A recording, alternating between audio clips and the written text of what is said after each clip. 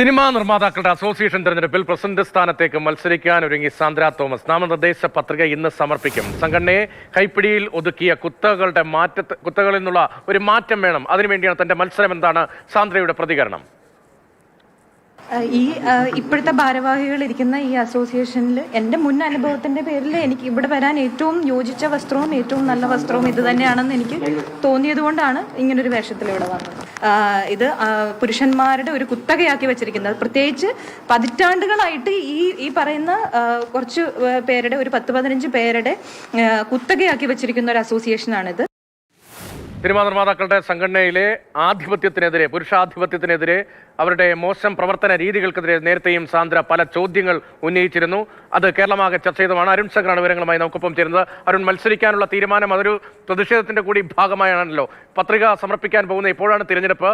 എങ്ങനെയാണ് ഒരു മത്സരത്തിന്റെ ചിത്രം? സാന്ദ്രയ്ക്ക് വിജയിക്കാൻ കഴിയുന്ന സാധ്യതയുണ്ടോ, അതോ പ്രതിഷേധം എന്ന നിലയിലാണോ ഈ മത്സരം?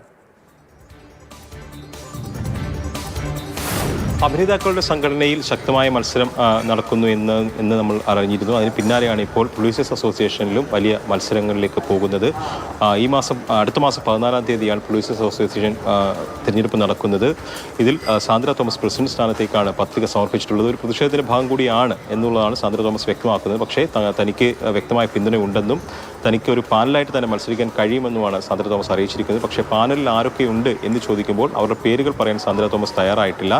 ഷീല കുര്യൻ എക്സിക്യൂട്ടീവ് കമ്മിറ്റി സ്ഥാനത്തേക്ക് മത്സരിക്കുന്നുണ്ട്. അത് മാത്രമാണ് അവരോടൊപ്പം ഉള്ളത് എന്ന് പറയാൻ കഴിയുന്ന നിലവിൽ പറയാൻ കഴിയുന്നത്. അതിനപ്പുറത്തേക്ക് ആരെങ്കിലും ഉണ്ടോ എന്നുള്ള കാര്യത്തിൽ ഇപ്പോഴും ഒരു വ്യക്തതയില്ല. പക്ഷേ തനിക്ക് പിന്തുണ ഉണ്ടെന്ന് പറയുന്നു, ജയിക്കാൻ കഴിയുമെന്നും പറയുന്നു. 15 പേർ ഈ സംവിധാനത്തെ ഒരു കുത്തകയാക്കി വെച്ചിരിക്കുകയാണ് എന്നുള്ളതാണ് ഇവരുടെ ആരോപണം. അത് പുരുഷാധിപത്യമാണ്, സ്ത്രീകൾക്കെതിരെ മോശം സമീപനമാണ് ഇവർ വെച്ച് പുലർത്തുന്നത്. അതിൻ്റെ ഇരയാണ് താൻ.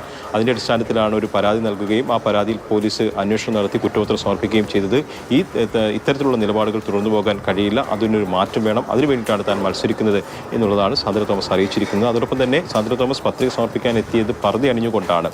അത് തൻ്റെ പ്രതിഷേധത്തിൻ്റെ ഭാഗമാണെന്നും അതോടൊപ്പം തന്നെ തുറിച്ചുനോട്ടങ്ങൾ ഒഴിവാക്കാൻ വേണ്ടിയാണെന്നും പറയുന്നു. നിലവിലെ ഭരണസമിതിയിൽപ്പെട്ടവർ അത്തരം ആളുകളാണ്. അവരുടെ തുറിച്ചുനോട്ടം ഒഴിവാക്കാനാണ് താൻ പർദ്ദ അണിഞ്ഞ് എത്തിയതെന്നാണ് സാന്ദ്ര തോമസിൻ്റെ വിശദീകരണം.